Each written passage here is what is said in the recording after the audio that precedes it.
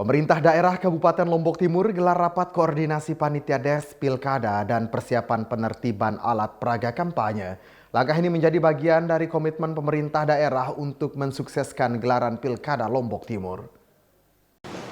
Jumat 22 November, pemerintah daerah Kabupaten Lombok Timur melalui Badan Kesatuan Bangsa dan Politik Dalam Negeri gelar rapat koordinasi panitia Deks Pilkada serentak 2024 dan persiapan penertiban alat peraga kampanye Pilkada 2024 yang dilaksanakan di Rupatama Kantor Bupati Lombok Timur.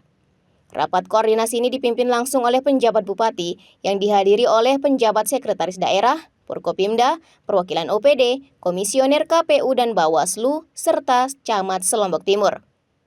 Penjabat Bupati Lombok Timur Haji Muhammad Juwaini Taufik menyampaikan, dalam pelaksanaan pilkada di Lombok Timur, dukungan pemerintah daerah harus tetap dijalankan, termasuk membantu penyelenggara pemilihan di masa tenang sebelum pencoblosan.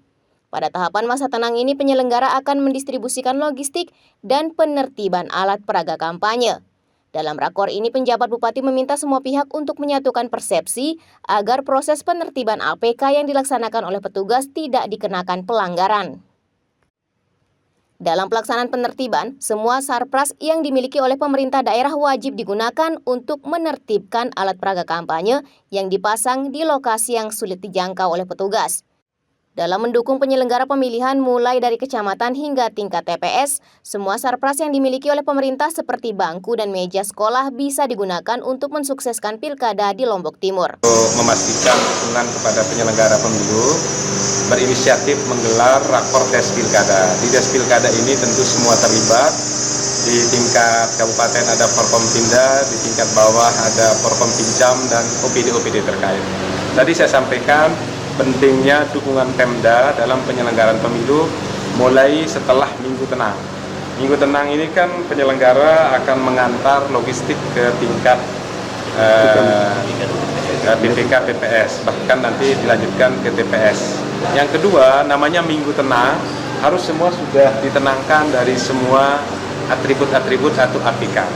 Nah, kita tidak ingin ada ASN yang mungkin dalam tugasnya menerbitkan APK lalu dikenakan hal-hal yang tidak diinginkan, karena itu harus sama persepsi dulu. Kalau memang APK mana, baliho mana, dan begitu di tempat mana harus sudah jelas, sehingga teman-teman di lapangan ini tinggal melaksanakan. Lalu yang ketiga, harapannya semua sarpras yang dimiliki Pemda, sesulit apapun, semua sarpras ini kalau kita standby kan, kita fokuskan untuk itu, insya Allah bisa kita selesaikan. Contoh, jangan sampai misalnya karena dia berada dalam ketinggian tertentu, karena alasan kita tidak punya sarpras, tidak bisa kita turunkan APK itu, padahal itu di tempat yang tidak boleh. Saya bilang dalam 5 hari sampai 1 minggu ke depan, sarpras Pemda tidak boleh didaya gunakan untuk hal-hal lain, tidak boleh disewakan dulu, semua pastikan untuk mendukung kelancaran pilkada. Isnaini Alif RG, Selaparang TV melaporkan.